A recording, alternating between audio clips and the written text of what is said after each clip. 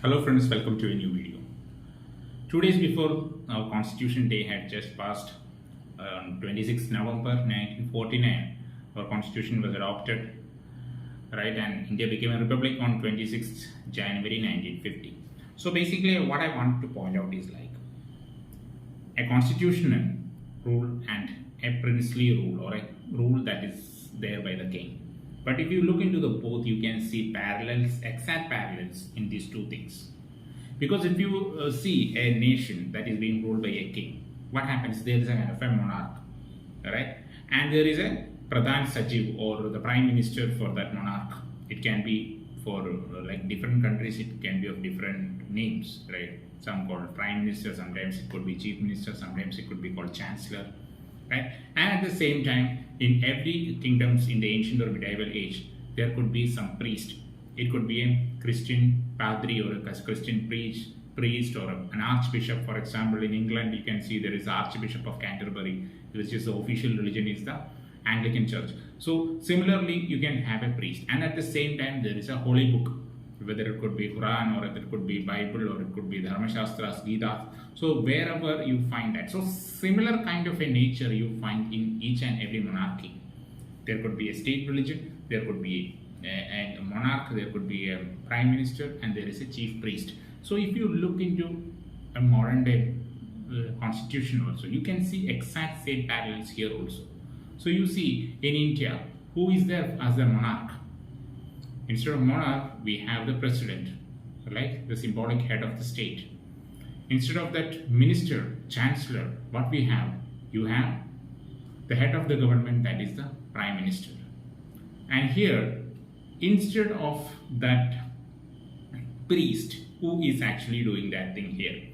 Because earlier, if you see, the priests, they used to govern the things based on the personal laws. For different religions, the personal laws were different. But here, the role of the priest is being done by the Supreme Court and the High Courts. So that are the priests. So they are the judging authority now here. And instead of those religious book, what we have? We have our constitution here.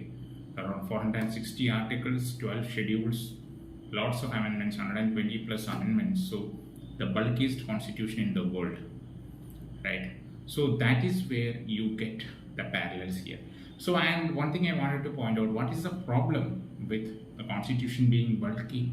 And at the same time, constitution, if you read Indian constitution, it's very difficult to understand even for a learned person, because the jargons and terms are used like that. So the problem is like the constitution being so bulky and with so lot of amendments, the legal luminaries or the advocates or the judges can always interpret this in a way that suits to their benefit at times. For example, if you look into the collegiate system that is being envisioned by the court now, because initially in the constitution it was not there, but lately due to SP Gupta case and subsequent events, you see a meshed up collegium system that's actually in a way negates the natural law of justice, because in a way the judges themselves have the upper hand in selecting the judges. That happens in the High Court and Supreme Court, not in the lower judiciary, where the entry is through a magisterial exam. So that is one issue when it comes to the constitution being so bulky. But on the other hand, there is every possibility that the constitution would have been bulky, because this is a country with so many languages. Imagine around 22 plus languages in the 8th schedule, which have scripts, numerous other languages, numerous tribals, and the tribal communities are given representation in the 5th and 6th schedule, right? And there is a concurrent list in the 7th schedule, and anti-defection law in the 10th schedule. And you have municipalities and panchayats, the local bodies, those act, those schedules were introduced in 1992, right? And also there was in the 243 article subsequently, those were also given much prominence. So if you look into the vastness of the country, right? If you look into the vastness of the country and the diversity of the country, that is one of the reasons why the constitution has also become so bulky and so there. And also we have taken lots and lots of inspiration from so many countries when it comes to our constitution. For example, the strong strength center is taken from the Canadian constitution. Constitutional amendment is taken from the South African Constitution. Directive principles of state policy is taken from the Irish Constitution. Fundamental right is taken from the US Constitution.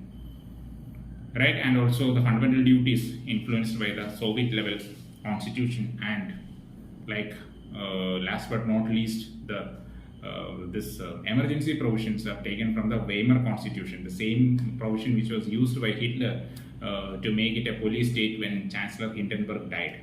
So if you look into it, you can see that impact of so many other constitutions are always there. And if you look into at least 60% of the present constitution has its background in the Government of India Act 1935, which was given to us by the British. But quite ironically, British themselves do not have any constitution. So that is a kind of a constitutional history we have.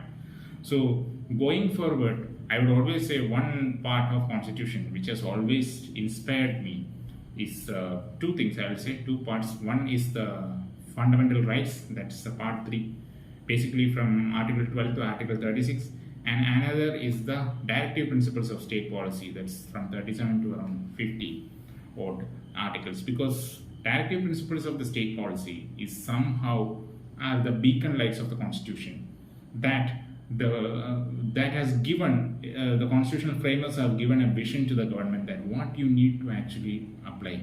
Then why they ever put it in the directive principles of state policy at the first place? Obviously because of the surcharged political scenario. Many of these things would have taken time, because social reforms, some of the social reforms, whether it be animal rights or the complete separation of executive, legislative and judiciary, the right to education that we see now, the right to form unions, so many of these things, even the uniform civil code that comes in Article 44, these are all part of the directive principles of state policy.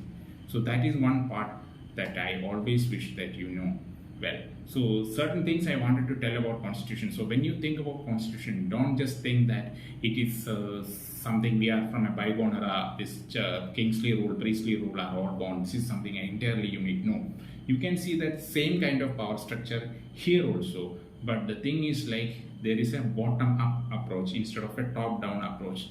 That means the power ultimately comes from the people, because the head of the state is directly elected by the people.